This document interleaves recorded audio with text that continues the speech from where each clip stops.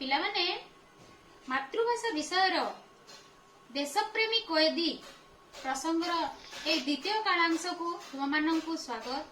पूर्व कालांश आमे विनायक दामोदर सावरकर किपरि बंदी होइतिले बिलातरे ता विषय जानिले, तांको बापा तांको माँ इत्यादि विषय जानिले। से काहीकि किपरि भाबरे बंदी होई कहा जोगे भारत को आसुथिले ता विषय आमे जानिथिले। तबे किछि प्रश्न अछि तुम पई। विनायक दामोदर सावरकर तांको बापांको नाम कोन थिला? तांको बापांको नाम थिला दामोदर पंथ सावरकर। से केबे केउठारे जन्म ग्रहण करथिले? 1883 मसिया मे मास 28 तारीख रे से जन्म ग्रहण करथिले।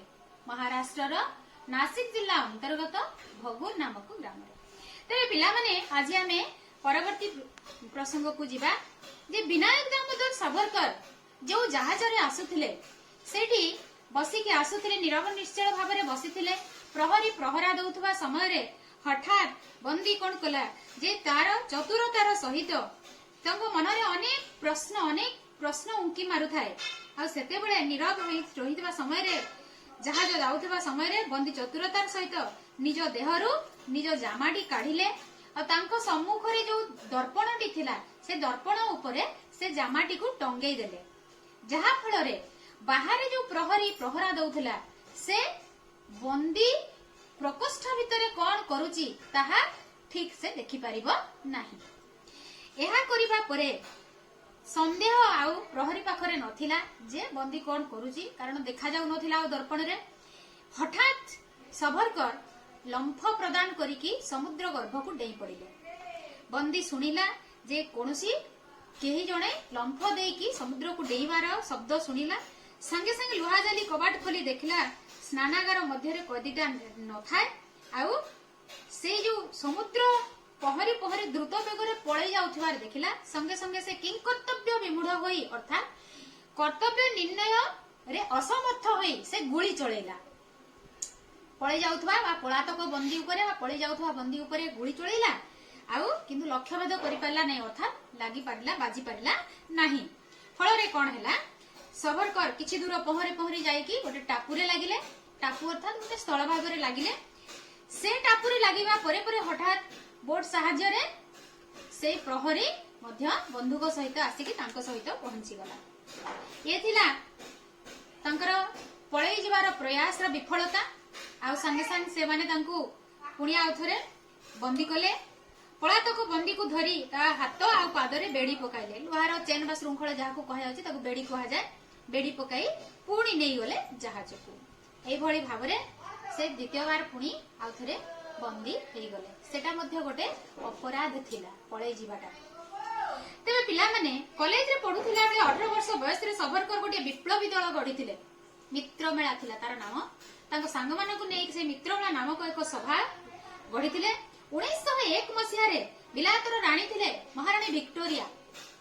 महारानी विक्टोरिया मृत्यु हैला तो सॉरी मृत्यु हैला एवं भारत रो सबुआडे शोक दिवस पालन करागला। तो सेते बेले मित्रमेलार सदस्य माने अर्थात सावरकर एवं तांको सांग माने आमे काहीकि शत्रु देशर राणी मरि जिबारे आमे काहीकि शोक पालन करिया बोली से माने वर्जन कले। शोक पालन कले नाही, शोक वर्जन कले। तेबे एक भाषण माध्यम रे ओजस्विनी भाषण अर्थात शक्तिशाली भाषण माध्यम रे समस्त को प्रवर्ताइले। अरे बिलातर राणी विक्टोरिया तो हमर शत्रु देशर राणी, तार मृत्यु रे आमे काहीकि शोक पालन करिबा या कहिके से माने समस्त को प्रवर्ताइले। तांको भाषण संवाद पत्र मानकरे परवर्ती दिन छापा हे गला। यहा देखि जे अनेक स्वाधीनता संग्रामी लोकमान्य बाल गंगाधर तिलक ए संवाद मानकु पढ़िले एवं ए संवाद पढ़िला परे स्वतः अर्थात आपे आपे तांको मुहर बाहरी पड़ला महाराष्ट्र रे पुणी कोन छत्रपति शिवाजी जन्म नेले कि आमे जानिथबा इतिहास रे छत्रपति शिवाजी उनको विषय रे से बहुत बलशाली शक्तिशाली थिले।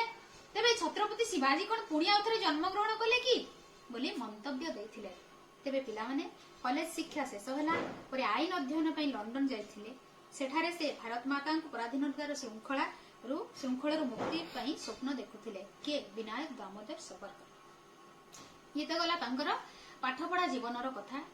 पाठ पढ़ा परे परे से तो बंदी है भारत को आसते एवं से बंदी है से बंदी अवस्था जहाज फेरार हो जाइथिबारु पुणी तांकर अपराध बढ़ी जाइथिला एवं से पुणी अपराध विचार हला परे तांको कला पानी अर्थात अंडमान रे थिबा सेलुलर जेल अछि सेठी कला पानी कहा जाय से सेलुलर जेल को तांको पठे दिया गला।